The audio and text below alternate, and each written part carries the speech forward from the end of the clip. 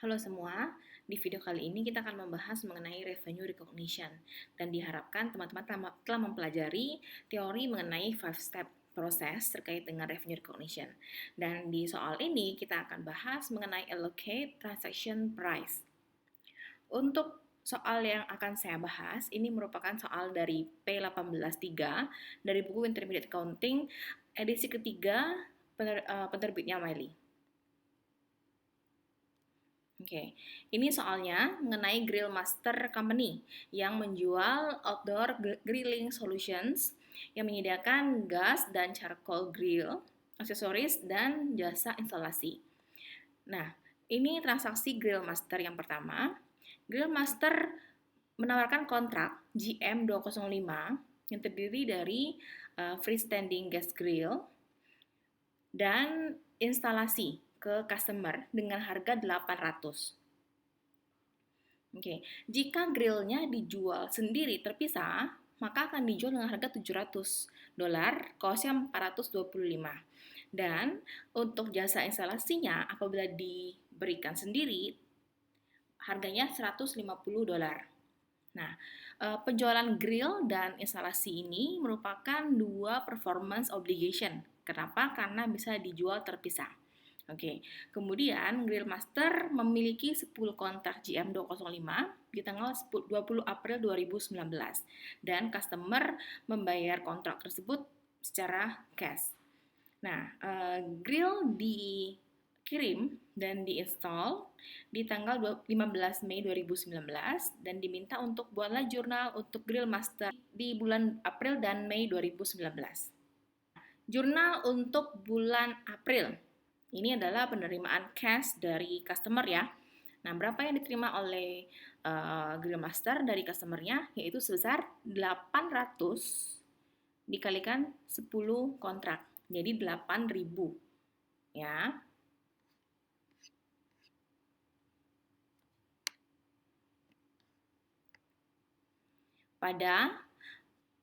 Jadi cash di debit, terus kreditnya unearned service revenue dan unearned sales revenue. Kenapa unearned? Karena delivery-nya itu di tanggal 15 Mei, bukan 20 April. Ya, jadi 20 April itu hanya kontrak dan menerima cash, sehingga perusahaan harus mengakui unearned service revenue dan unearned sales revenue. Untuk service ini menggambarkan jasa instalasinya, untuk sales itu menggambarkan penjualan dari grillnya. Ya. Nah, perusahaan terima cash sebesar 8.000. Oke. Kemudian berapa unearned service revenue-nya dan berapa unearned sales revenue-nya? Perlu diingat bahwa apabila grill ini dijual sendiri, harganya 700, ya kan? Nah, untuk jasa instalasinya, kalau dijual sendiri itu 150, jadi totalnya harusnya 850. Tapi karena dibeli sekaligus grill plus instalasi, maka dapat harga spesial nih, harganya yaitu sebesar 800. Nah, kita harus bagi nih 800 itu berapa ke grill dan berapa ke jasa instalasinya. Nah, perhitungannya seperti ini. Untuk yang grill, totalnya berapa? Totalnya 7.000. Ya kan, 700 harganya dikalikan dengan 10 unit jadi 7.000. Kemudian total harganya kalau dijual terpisah, tadi kita udah hitung ya, 8.500 dapat dari 850 dikalikan dengan 10. Kita kalikan dengan total kontraknya 8.000. Ini untuk yang grill. Untuk yang instalasi, totalnya berapa? Tadi totalnya sebesar 1.500 kalau dijual terpisah. Pada bagi 8.500 dikali 8.000. Nah, ini sebesar 6.588, sedangkan yang ini sebesar 1.412. Jadi 8.000 itu nilai kontraknya dibagi ke grillnya 6.588 dan ke jasa instalasinya 1.412. Berdasarkan apa? Berdasarkan harga pasar, stand-alone market price masing-masing performance obligation. Oke, kita masukkan ke jurnalnya.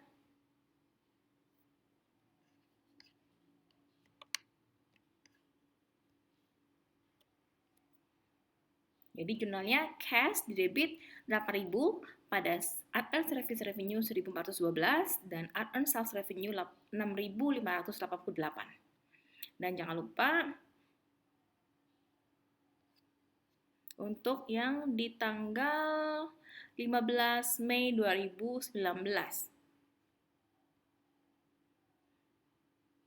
Nah, di sini ada transaksi apa? Di sini adalah pengiriman dan instalasi dari grillnya.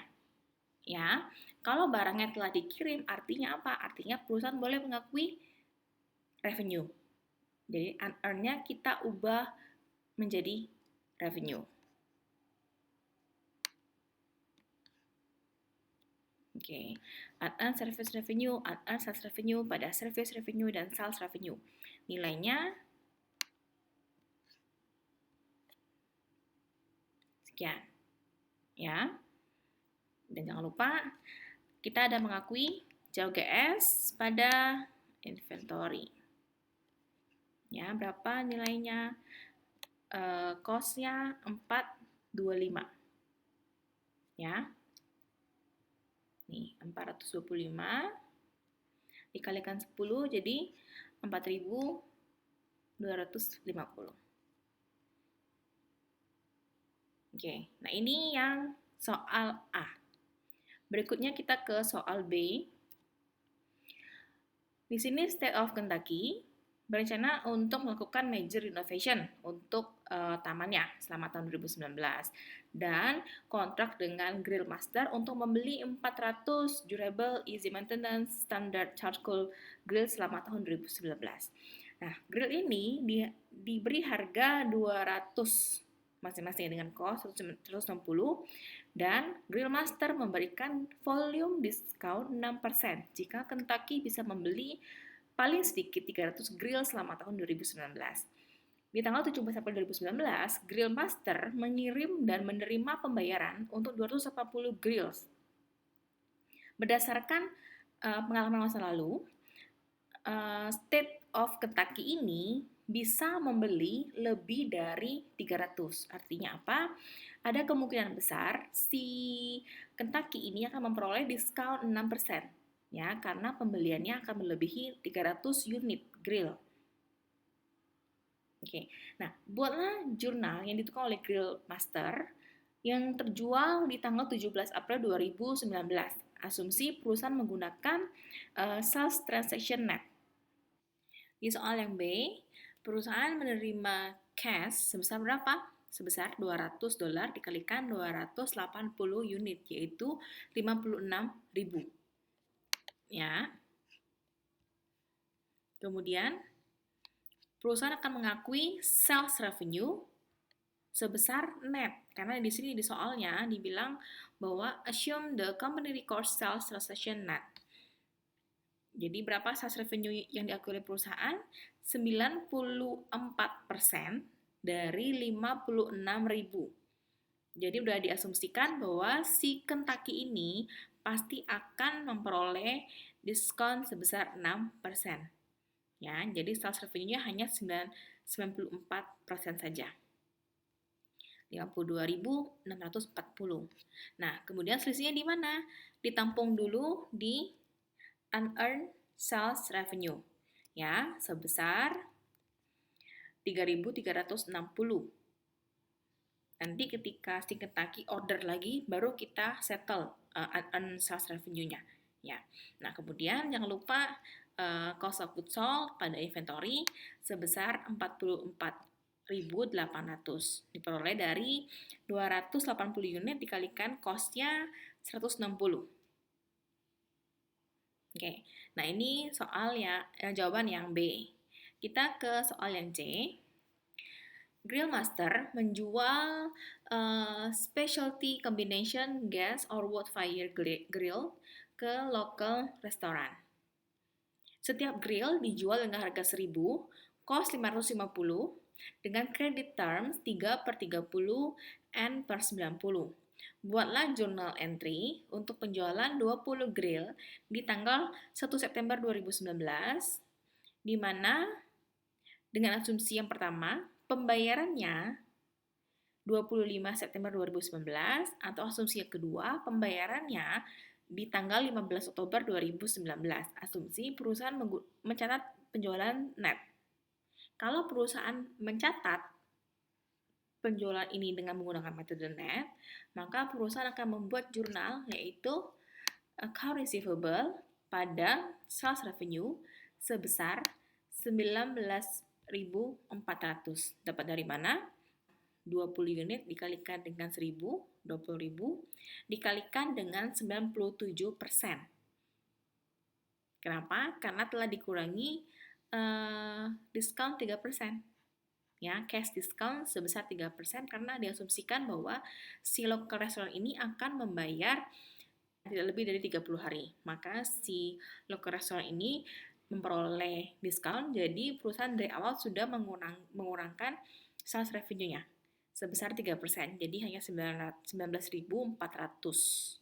Oke, dan jangan lupa perusahaan mengakui cost of goods sold sebesar 11.000 pada inventory sebesar 11.000. Oke, nah di asumsi yang pertama ini, si customer bayar di tanggal 25 September 2019, artinya apa? Masih dalam periode diskon. Ya, nah jurnalnya cash pada account receivable sebesar 19.400. Asumsi yang kedua, bagaimana jika si local restaurant, si customer itu membayar di tanggal 15 Oktober 2019, which is ini udah lewat periode diskon. Artinya si restoran tidak berhak atas diskon sebesar 3%. Untuk 1 September 2019, jurnalnya sama, account receivable pada sales revenue 19.400, cost of goods sold pada inventory 11.000. Nah, ketika 15 Oktober menerima pembayaran dari si restoran, perusahaan akan membuat jurnal, yaitu cash pada account receivable, tapi di sini cash-nya dia akan terima full ya, 20.000, tapi receivable-nya dia hanya memiliki 19.400, artinya ada apa? Ada sales discount forfeited sebesar 600. Oke, kita ke soal terakhir yang D. Grill Master menjual satu super deluxe combination gas or charcoal grill ke local builder. Ya, nah Grill Master menerima zero interest bearing notes yang umurnya 3 tahun dengan face amount 5.324. Grill ini memiliki inventory cost 2.700 dan interest rate-nya 10%. Apa jurnal yang akan dibuat oleh Grill Master di tanggal 1 Oktober 2019 dan ketika menjual grillnya, dan di Desember 31 tahun 2019, di akhir tahun. Oke. Kita ke jawaban yang D. Di 1 Oktober 2019, perusahaan menerima notes, ya. Menerima notes, terus kreditnya sales revenue, karena dia sudah menjual barangnya ke local builder tersebut. Berapa nilainya? Karena dia menerima zero interest bearing notes dengan face amount 5.324 umur 3 tahun, maka sales revenue-nya akan dihitung sebesar present value dari notes ini. Berapa present value dari 5.324 jika interest rate-nya 10%? Coba kita hitung. 5.324 kita kalikan dengan present value factor yang single sum, ya, 1 per 1 plus 10% pangkat 3 tahun. yaitu di sini sebesar 5,324 kali 0,75132, yaitu sebesar 4.000. Oke. Ya, jadi note receivable-nya di sini sebesar 4.000. Sebesar present value-nya. Terus jangan lupa cost of goods sold pada inventory sebesar 2.700. Ya, dapat dari mana? Dapat dari cost-nya di sini 2.700. Di akhir tahun, jangan lupa perusahaan harus mengamortisasi diskon. Ya, jurnalnya note receivable pada interest revenue. Nilainya sebesar 10% dikalikan carrying amount 4.000 dikalikan 3/12. Kenapa? Karena baru mulai bulan Oktober, November, Desember 3 bulan. Ya. Ini sebesar 100. Oke. Ini adjustment untuk amortisasi diskonnya. Oke. Ini keempat soal yang saya bahas kali ini. Semoga berguna, ya, semoga bermanfaat. Terima kasih.